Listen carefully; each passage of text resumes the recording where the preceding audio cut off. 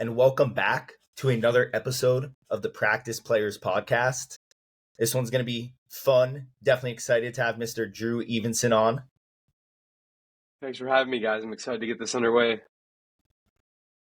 Yeah, definitely should be a lot of fun, even though he got the dub over me this past week, but we won't hold that against him too much.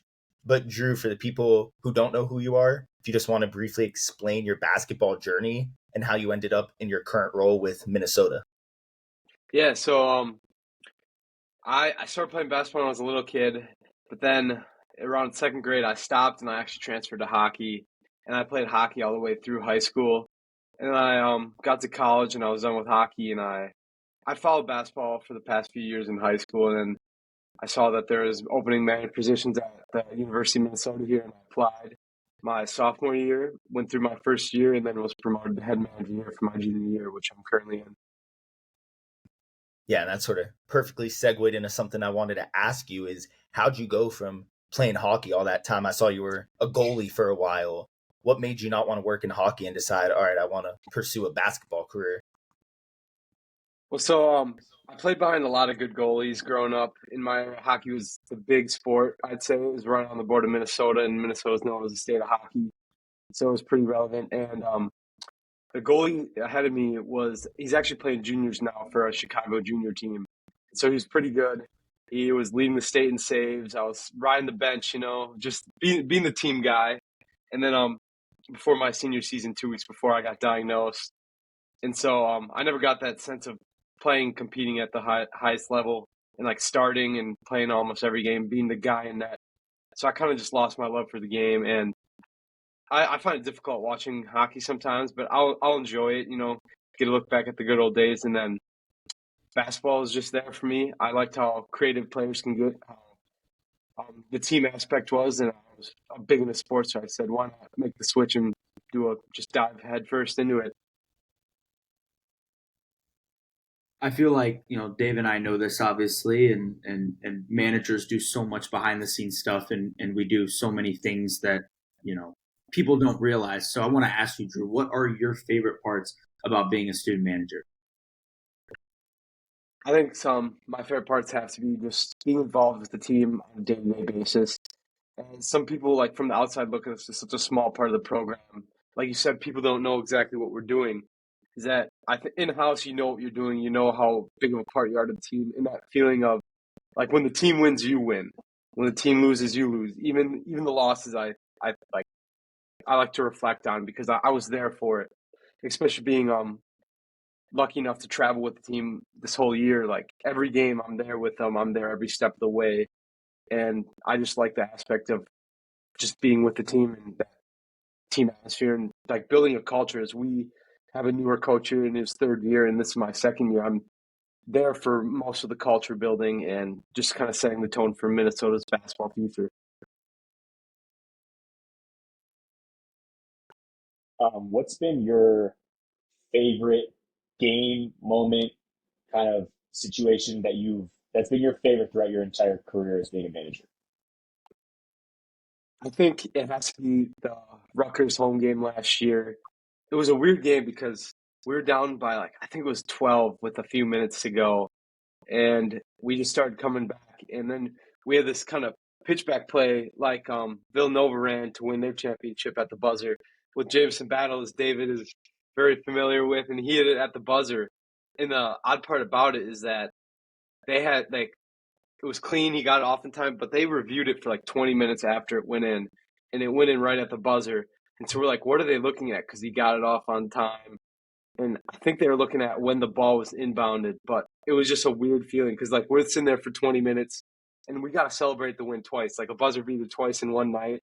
Like nothing can beat that moment, I felt like, and it was just cool because it seemed like it was our last home game at the arena. Well, actually, it was our second to last at the arena that year, and it was just cool getting a win in front of the home crowd at the buzzer there. Yeah, and I remember watching that game, and I think Jameson after ran over and hugged his grandma. I think she was there. So that was a really cool moment. And then he came back to the court, and we're all just standing there, no one's on the bench, everyone's on the court because it's raised, and we're all just looking around. We're all lost. It's silent in there. You hear boos starting to come down, like 5 minutes into the review because no one knows what they're looking at. And I guess I'm not 100% certain, but I believe it was when the ball was inbounded. So it was just like, can they really like call it back after we just made that shot? Like you think they'd hit that at that time, and you'd have to adjust before the shot. You can't really go back. So luckily, it withheld. Yeah, talking about the barn and the raised court, I guess I kind of want your opinion on it because we only play on it once a year, if that. Do you like having, for people who don't know, we'll put a photo up, the bench is like below the court and the court itself is like elevated. So it's just two baskets to court, no chairs, anything. You have to walk upstairs to get on it. I feel like it's fun, but it's also annoying. Now, manager-wise, it can be annoying, like because everything's in the basement there. So like other arenas, like yours, for example, you walk out on the court, same level, everything's there, but we have to carry everything up the stairs there, find an elevator to get it up. But I think the race court, there's nothing better. It gives you that like home arena advantage there. And it's like even Wisconsin, when they come here, they practice at their shoot around falling off the court like safely. And our guys like they're used to it, so they got that awareness, the spatial awareness. And when you're standing on the side there, it works good for stretching out your calves during practice. When you're standing on the side there for a bit, you just dip your ankle down a little bit, and you get that good calf stretch. Is that how you got so bouncy throwing down those windmills? Yeah. Wait till June. Is that what Flight said? Wait till June, and then I'll be good. Not this June. Give me until like a year from June. Give me a year and a half about it. And Drew, you had mentioned that you've traveled a lot this season, specifically with the team. What's your favorite venue that you've gone to this year? Because we all have ours. Ooh, I think my favorite arena I visited, I think is Purdue, and that has to be some bias because we're there and they're number 2 in the country. But I think the atmosphere is crazy there, and as a manager, getting to experience all that stuff. It was cool to be in the game against a team and like feel like we're at a threat to be one of like I think that's the first team to win there all year. That would have been, and so I thought that was just a cool experience being there and experience like how crazy Big Ten fans can get. But also Assembly Hall has to be up there and just like how historic it is. When you're on the court, like we got in for shoot on, we entered at the main level and we walked down the stairs to the court and then we look up and we just see all those rows of stairs. And then when it comes to the game, you walk in, you see that student section right across from the opposing tunnel. And it's just like, it's never ending going up. And so it's just very intimidating walking into. And I feel like that's the feeling you should get when you walk into an away arena is you should kind of feel the atmosphere, feel the pressure, and like want to bring it more. Yeah, Dan, you're definitely going to have to prepare for all that. Yeah, it's crazy. I'm not looking forward to it. I'm not looking forward to the travel in terms of just how far we're going to have to go because obviously when we go to the Big Ten, we'll have the California schools. That's not too bad of travel. And then when we go play Washington, but when we have to go to, Happy Valley, Pennsylvania or Columbus, Ohio, or we go to Minnesota, those are going to be Rutgers even. Yeah, Rutgers. That's another great example. It's going to be a lot of travel for us, but I think the new environments for my senior year, I'm really looking forward to the environments at least, but I think just the travel is going to be the part that's going to be kind of frustrating at times. Yeah, I'd agree with that. I think how they said it's going to work is like for us, especially like you go out there and play the teams and then you go back out. And so I think it's just cool that you get to experience that kind of change in scenery, especially with it being our last year. It'd be cool to experience stuff that our first year we didn't think would be possible. Yeah, no, absolutely. I never thought in freshman year that in 3 years I'd be going to like you said, like Rutgers or Maryland or, Indiana. Those are just places that I was like, oh, they're cool venues, but probably never going to go there. So I'm definitely excited for the change of scenery for sure. Well, I don't like that the Jerome Scene Center at Value City Arena did not make any of these lists that we've been talking about, but I might be a little biased. It was definitely up there. I like Ohio State because that was my first road win in the Big Ten. I remember that. And so I remember that arena. It holds a special place, but I think the Purdue up there in Indiana, those are hard to match sometimes. You know, those places are historic, and I'm glad that I could be a part of such a memorable moment for you. Appreciate it, David. Appreciate it. You know, but something I definitely wanted to get into. I guess I'll start it off with a quote that you said at your end of the Big Ten feature that they just did for you, and I thought it was very powerful. You said, "If this is going to take me, it's going to have one hell of a time trying to do that." And for those of you who don't know Drew's story quite yet, we'll let him get into it more, but he had a long battle with cancer. And I think doing that at such a young age, on top of all this manager stuff, on top of school, on top of just, you know, wanting to be a young adult kid, I think that's, I mean, part of my language, fucking powerful and really tough. So I just want to applaud you and give you your flowers for that. And if there's any sort of message or story that you want to share with the world about that, obviously, I'm sure people would love to hear it. Yeah, I appreciate those kind words. I think the thing about my story is that if I always think about when people ask me, especially since the Big Ten, like our first road trip to Nebraska, like fans were kind of pulling me off to the side. I'm trying to do my manager stuff, and I always appreciate them like just their kind words and saying that they're happy that it's going and all that stuff. And I think the one thing that I hope to stick around from people is that like positivity can just go a long way, and like showing up and doing something you love can help you in tough times. So if you find that one thing that you really love doing, which for me was being a part of this team, not just being a manager, but being around this team, being a part of the team and helping like to something bigger than myself, really gave me that edge I needed and motivation towards the later end of my treatment. At the early end, it was always just trying to stay positive. Is I think you can speak anything to existence if you're positive, and you're gonna have that support staff with you, like your family, your friends, everyone around you. And I was fortunate enough to have those people where I could just the positive mindset was all on me. I felt like so I had all the tools, and really it was just up to me to keep that positive mindset going. Amen. I love it. I love it. Yeah, that's incredible. I mean, I don't know, like for us, obviously, like that's, you know, if that happened to any of us, that's just life changing. So the fact that you're able to get through that is just remarkable. Late night Sorry about rebound that. call? No, you're good. I don't know what that's for yet, but we'll figure out that later. Well, I'll get back to what we're gonna ask you. If you had to take one skill from any player that you've been around, whether that's on your Minnesota team now, if you want to shout your guys out, or just in your entire life, what would it be and why? What would that skill be? I think the skill I'd have to take would have to be Joshua Joseph's vertical. I think to be that agile and just freak athlete would be insane to have. Is when I go to try to touch the rim, I can barely get backboard sometimes. I'm close. I'm getting closer and closer. But for him, I feel like he could touch the top of the backboard on any given day if he wanted to. And especially with Elijah Hawkins being able to just throw a lob anywhere near him and being able to catch it, I think is just like crazy to think about, and how freak of an athlete you have to be to do that. And now I'll give a little fun spin off of this. Your coach, Ben Johnson, was a pretty solid player back in the day. If there's one skill that you could take from his game and add to your own, present day Ben Johnson, what would it be?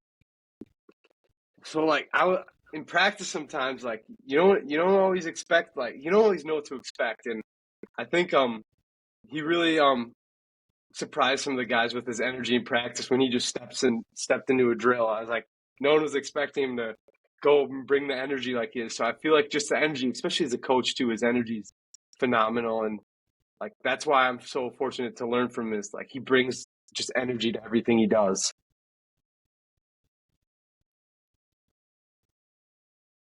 I wanted to ask you this kind of question you asked most, I guess. What is kind of your career goals? Where do you kind of see yourself 5, 10 years down? 5 to 10 years down the line, I hope to be inching my way closer to a front office job in the NBA. Like I said earlier, like I love that team aspect. I love building teams and like trying to set like culture, set the tone. That's why I'm so fortunate to be where I am right now. Is with the new coach and Ben Johnson, he's building his culture, and I can see what it takes to build a culture, and like going through all the adversity that we went through last year and turning into how this year's going so far. It's like really cool to see. So I want to hopefully inch my way towards that kind of career. And I feel like that starts in like a video room somewhere, a scouting department. And I feel like just taking each day to get my skills better is going to get me to that point. Yeah, well, talking about team building, we'll do something fun here. Hopefully, Nick and Dan are proficient enough in their Big Ten basketball. We'll do a little 5v5 practice players versus Drew. Big Ten current players draft. And since you're our guest, you can get the first pick and we'll bounce back and forth from there. I'm going to have to pick my guy, Dawson Garcia, as the first pick right there. I got to stay true to my guys there. I respect the loyalty and I love it. Big on loyalty, but I'm also here to win. I'm not going to let anyone else mess this up. Zach Edey.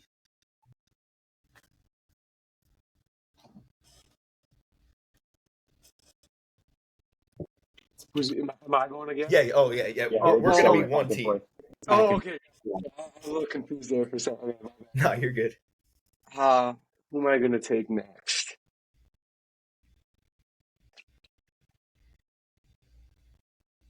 I like Tominaga out of there, the ultimate green. Actually, wait, I'm gonna go Boo Booey. That's who I'm gonna go with right there. I'm gonna change it to Boo Booey right there.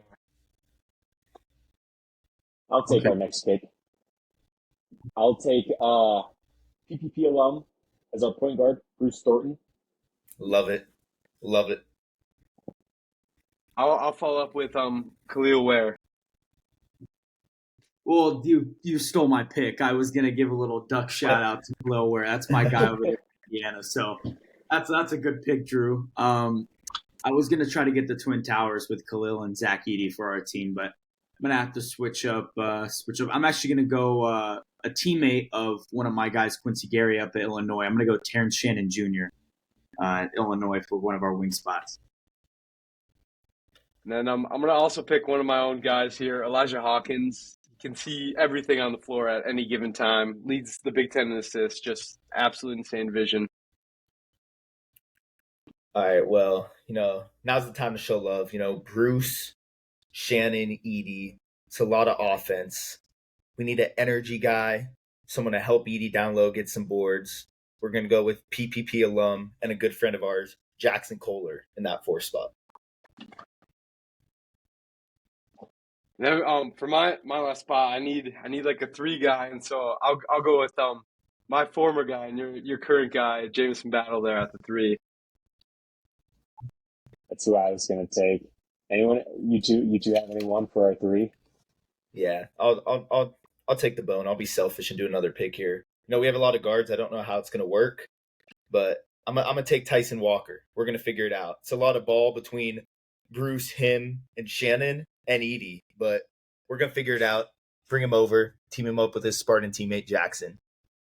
So what do we got? Team PPP. We got Bruce Thornton, Tyson Walker, Terrence Shannon Jr., Jackson Kohler, Zach Edey versus Drew's team, and we'll let him break that down.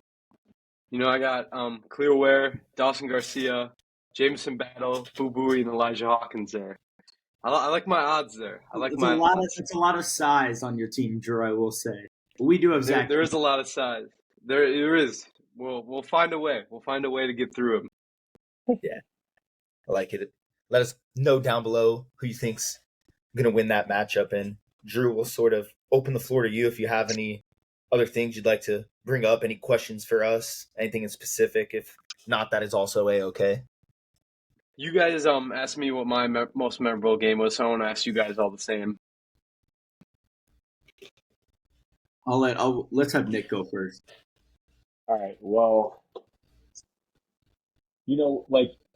does most memorable have to be positive? Because my most memorable game, there's negatives.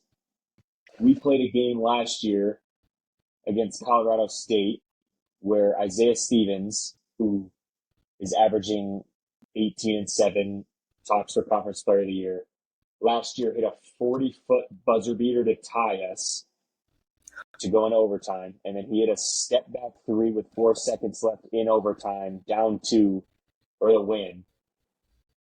And we were pretty much controlling the whole game, and it was at home too, and I was just blown away. He had like 32 on the night.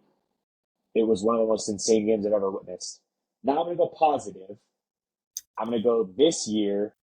We played at the Pit when our freshman point guard goes off for 25, and we beat ranked New Mexico at home, sellout crowd, and we get to wave bye to the fans, right? That student section right at the end of the bench. By 3. That was a fun win this year. You're a troll. I am a troll. Also, Isaiah Stevens there, he's a bucket right there. Our assistant coach here, Dave Thorson, recruited him to Colorado State actually, and he had some high praise for him there too. So I had a lot to respect about his game there. He's tough. Yeah, he's very tough. Great player. Yeah, he is. I'll also do one memorable in a good way and one memorable in a bad way too. I like that idea, Nick. The first bad moment I think that I remember, at least from my manager career, was definitely freshman year. We had a USC come in. It was a huge game for us in our season. We were right around the bubble and we needed a win. And we actually had beaten UCLA, who was number 9 or 10 at that point, 2 nights earlier. And Drew Peterson, who was a white guard for USC, came down and hit a 3. We were up 1, hits a 3 to put us down 2 with like 5 seconds left in the game. Just an absolute dagger, and our student section just was cheering as loud as possible. It was probably the loudest MK had gotten all year, and hits the shot, and just devastating. So like that type of memory is definitely memorable, but in a bad way. Probably my favorite memory, I would say so far, was actually in a big rivalry game versus Oregon State last year, my sophomore year. Rivaldo Soares, who's now at Oklahoma, was having a great year, and also PPP alum, shout out Waldo, hit a game winner with about 1 second left. A low shot clock. There was like 4 seconds left in the game. Will Richardson, our point guard at the time, kicks it to Waldo. 2 seconds left on the shot clock. Just one dribble, 18-footer, tie game, hits it to put us up 2. And even though Oregon State wasn't very good, it's still a rivalry game, and back-to-back years we've had 2-point victories there in Corvallis. So that was definitely the most memorable shot and game for us for sure, because that definitely turned around our season at that point. That help sort of alleviate some of your sorrows from those Cowboys losses? I didn't know that the Cowboys were being brought up here on this podcast. Yeah, the playoff losses have been tough. Team's good now, so I have that to look forward to. Yeah, my personal favorite Oregon win that I watched was this year. Freshman point guard, Jackson Shellstead, Onions, 45-foot 3 against Team Up North. I mean, that was poetic. I love that. Yeah, I was gonna go with that one, but I figured that you'd bring it up. So yeah, that was that. Yeah. Drew, you must have liked that too. As I assume you don't like Michigan either. So that. Whoa! Don't curse on the pod. Oh, sorry, Michigan. The Team Up North. My bad. Team Up North. The one thing I found unique about the Ohio State campus was there was no M's that were not crossed out at all.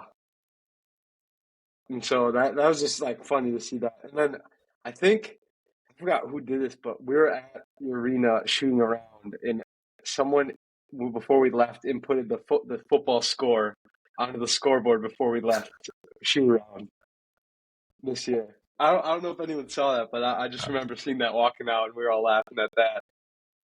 It's because we had people on our team who they grew up Michigan fans, and then people grew up Ohio State fans, and so it was just like it was a weird joke right there. Because some people liked it, some people did not like that. Yeah, no, I don't remember seeing that. It might have got cleared. I wish I could have put up the score at the barn if I knew that happened, but I don't think the scoreboard can go that high. Ooh, I only went to one football game this year, and it was against the Team Up North, and second play of the game, pick 6, and I'm like, it's going to be a short game for me to be at. I'm going to be out of here quickly. And Nick cheesing up there because even though he bleeds red and his team's red, he's a diehard Wolverine, which is one of the many flaws about him. Wolverine football. My whole family's from Michigan, Ann Arbor, 15 minutes right outside. So getting to see them. We were going to go to the game against Alabama, right after the New Year, and coach actually had that day off like on the schedule. So my dad was like, "Dude, we gotta go," and then coach added a practice. So I was like, if I would have been there, and he actually went without me. Yeah, great dad. And then he like watched Jalen Nuro catch the ball at the 5 yard line, 4th and goal, and just run right into his offensive lineman, and then go to the championship. And then we all know what happened next, don't we, David? Yeah, well, I mean, you got tickets to the Super Bowl this year. Like, I turned an NFC Championship game off at halftime. Your Lions were winning by like 3 touchdowns. You got to see them playing the Super Bowl. How'd that feel? Oh, crap. Well, at least the team up north. Not as bad as the giving up 48 points at home in the first round. Listen. Oh, wait, that's a dissent. Dan, hold up. No, hold on. For everyone that's listening, this is how much I am rent-free in this guy's head. I'm not even in the conversation. I'm sitting back, and it manages to be a Cowboys right. Just that we're where I did not say anything to you. Mike McCarthy was just trying to do right by his Packers, you know? He wish he could still be in the green and gold, but we breed winners over there, man. I will also say, if you bred winners, I feel like Rodgers would have more than one Super Bowl. But the most talented quarterback of all time should probably have more than one Super Bowl, I'd assume. But okay, that's fair. That's fair. Then again, how many playoff wins do the Cowboys have in your lifetime?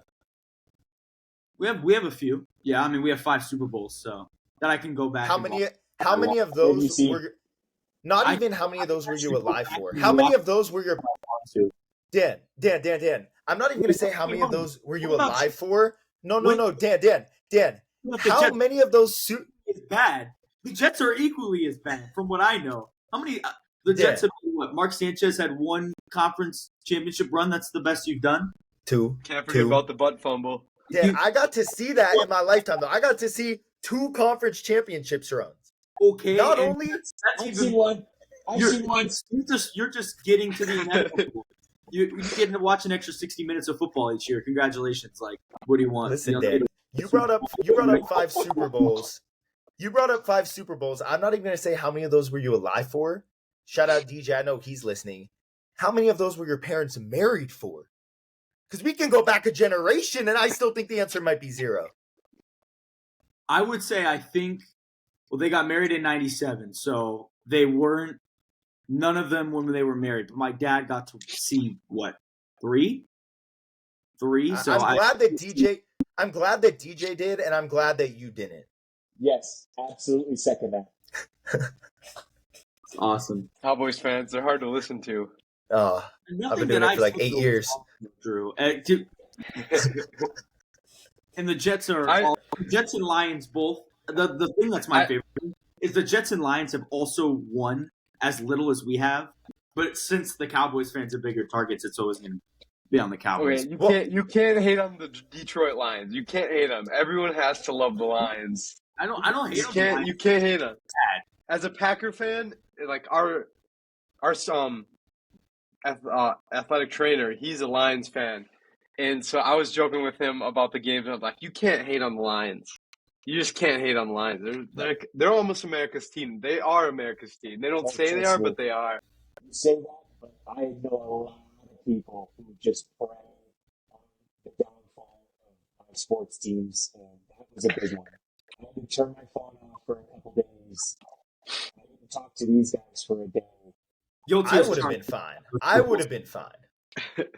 I just like how it was between David and Nick, and then Nick, you just totally throw it on Daniel like that. Oh, yeah, it's like I was waiting for David to respond, and then I was like, I was waiting for David to respond, and then he was like, wait, that's not towards me, and he just throws it over to Daniel. I'm like, okay, I see how it is. I like this. My comeback would have been, Dave's never witnessed Michigan beating Ohio State as an Ohio State. Those wins don't count. They're vacated. Vacated wins. Vacated wins. Vacated wins. Vacated wins. I mean, you got C.J. Stroud. You got 3 Rookie of the Year wide receivers: Jackson Smith and Jigba, Chris Olave, Garrett Wilson. What do you do with that? And you got binoculars, a guy making $40K sitting midfield at every single game, and an entirely eliminated playbook with every single play call. Why do you think what only 3 national championship coaches in the 145 years of college football have left their team following a season that they won a national title? I wonder why you're running to the NFL where you can get away with a little bit more. He just had to prove to himself that he could get one. So he went and got one, and now he's going to go get one in the NFL. Well, I feel really bad for Dan's Oregon Duck, Justin Herbert, but I'm going to get into my memorable moments, and then we can hate on both of your teams some more. I'm just going to go with the top 3. I'm not even going to do any sad stuff. In order, number 3, which I never thought this would get beat until this past week, has to be sophomore year, number 1 Duke coming into town, down by 15, 16 at halftime. E.J. Liddell, Malachi Branham, and Cedric Russell legacy game. Zed Key gave Mark Williams like 20 and 10. Amazing. Court storm. Poetic. Number 2 has to be last night, Breslin Center. I mean, the last time Ohio State won at Michigan State, I was 10 years old. It was 12 years ago. To be a part of that, down 10, virtually most of the second half. Keep punching, keep punching, keep punching. And then Dale Bonner, I mean, onions. And then number 1, I mean, everyone knows what it's going to be. Has to be last Sunday, so 8 days ago. Number 2, Purdue. Coach Holt got fired. Unfortunate situation. Coach Diebler, who one of my biggest mentors, love that man. Phenomenal leader, basketball mind. He's going to be sensational wherever he ends up. Comes in, gets the team on course. Number 2, everyone's doubting. Half the arena's Purdue fans, and should just stick it to them all game. Get that win, the locker room after. I mean, those are the moments that it's all about. So that's going to be my top 3. An honorable mention is going to be the countless times that we've gotten to beat down on the Minnesota Golden Gophers. Never gets old for me. Hey, the only one that's relevant is the last one, right? Fair. We'll be back in your city in 2 weeks. We'll see what happens. That is true. Big Ten tournament's here. Wait, aren't we 2-1 in the last 3 games versus you guys? We play. I'm talking about my total body of work. Okay, in my total body, I think we're 2-1. So I think if we can call it even then. I think what we really want to see, at least what Nick and I want to see, is the highlights of the Minnesota-Ohio State manager game between Dave and Drew, and really who was giving the other one some work. I think it was a whole lot of cardio on both ends. Yeah, you want honest, like this happened. I played 8 minutes in the first half, and the only time I touched the ball was when I tipped a rebound.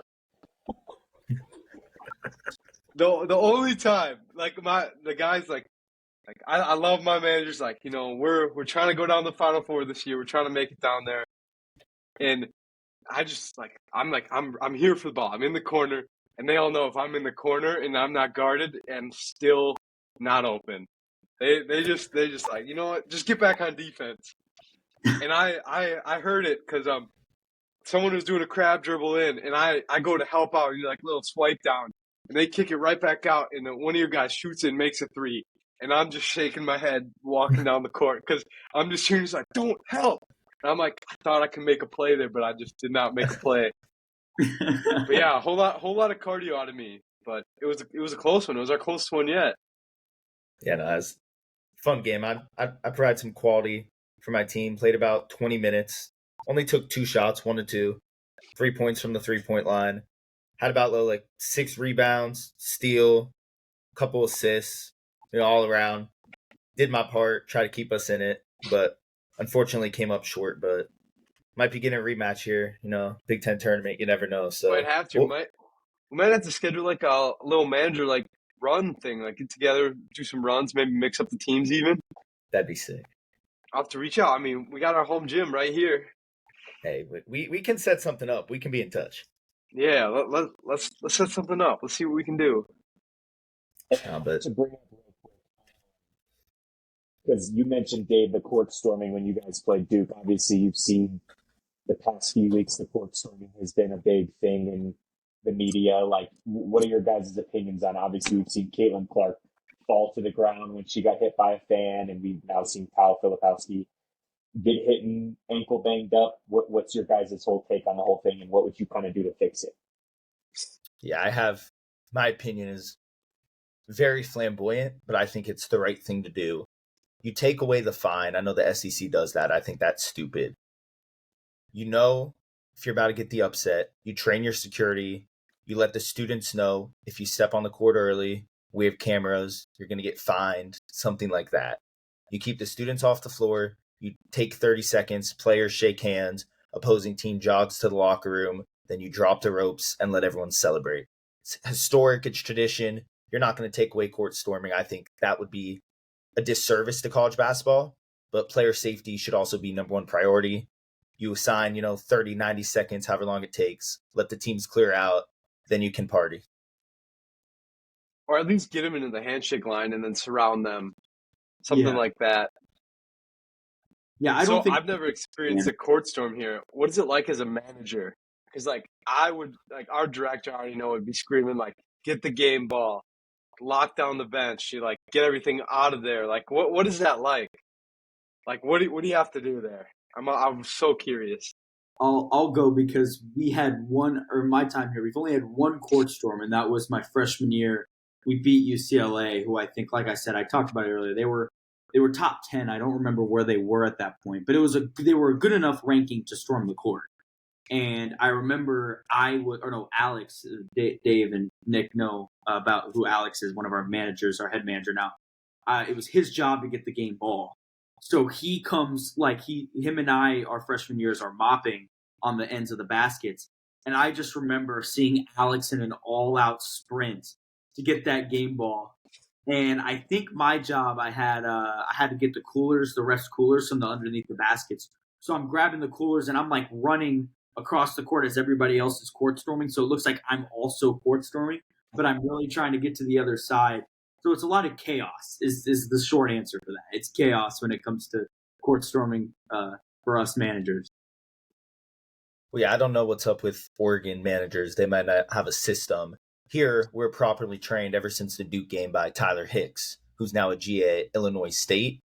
We have 4 guys behind the bench. They secure, iPad, court boards, stat boards, water bottles, all that. And then we have 2 freshmen on each ends. They're responsible for the game ball. And you can go back and watch the film. If we end up making this a reel, I'll put it over. When we beat number 1 Duke, you can see Jeremy Roach shoot a half-court shot at the buzzer. And I was mopping.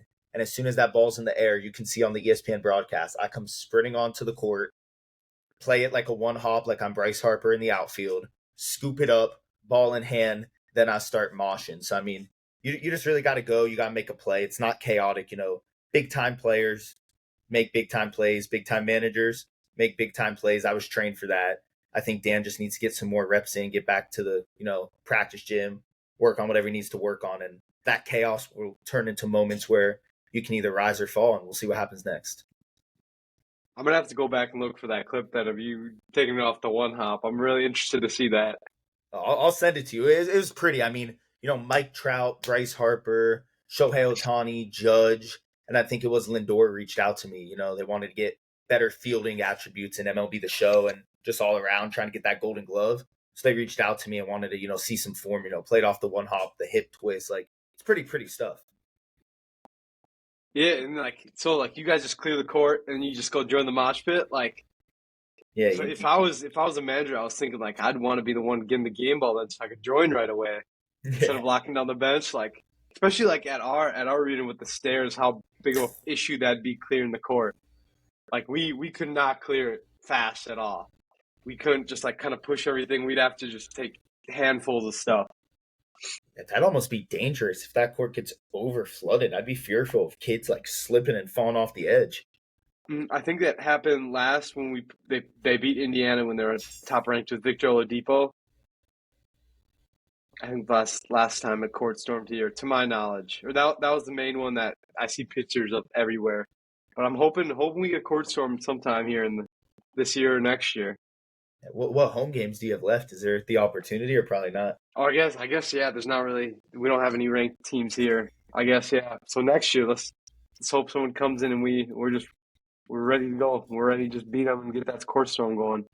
I always root for my Ducks for Danny, but there's something about a top-ranked Oregon team going into the barn and getting upset that part of me would be really satisfied seeing, and I think I can speak for Nick in that as well. Yeah, I think that'd be I cool. agree. That'd be cool next year. Look at his face. Yeah, that's I think a gopher beats a duck that's 100 a times in a row in a fight. well. I mean, let's be honest. For me, if we are a top ranked team next season, I would be okay with that if we end up dropping one to Minnesota. If we are a top ranked team, because that would be a huge step from where we're at right now. But see, Yeah, because like when you get court stormed as an away team, that's like a certain level of respect on you as well. yeah, that's true. Yeah, and it'd be kind of fun to be in an atmosphere like that. Obviously, I wouldn't want the game outcome to be like that, but it would be very cool to kind of have everyone care so much because of how good you are as a team. So it's a sign of respect. You're going to see all the students trip over the raised court. I was just going to say, there's going to be students who are like going to need medical attention, like 15, 20 students like hurting their instantly, feet, hurting their legs. as soon as that first line hits, they'd be tripping. It's not a friendly area to be in. Is right down there too. There's And of course, there's definitely some students who aren't completely sober at these basketball games, so that also they're gonna be crawling doesn't on the help. court. Right. That's awesome. I thought, approaching the 40-minute mark here, this has been phenomenal, Drew. Just want to thank you again for taking the time. I think this was very insightful, great stories, and a whole lot of fun. Anytime, we can get Dan's face turning some shades of red and pink, I think that's a great episode. So appreciate you helping us do that. Yeah, thanks for having me, guys. I had a ton of fun here. Dan, you look like you want to say something there. You good, or you just want to hit the outro and get out of here? I'm good. I'm just happy to see that, if an argument between Nick and Dave happens and Nick wants to throw me under the bus, I know where I'm up there in his head. So I'm happy that the true colors were shown today on the podcast. So that's all I have to say. And you're not even making payments. You're just rent free. Yeah. Penthouse too. Penthouse up there. And it's beautiful. But yeah, no, this was great. Appreciate anyone who listened this far. And as always, Keep it up. Peace.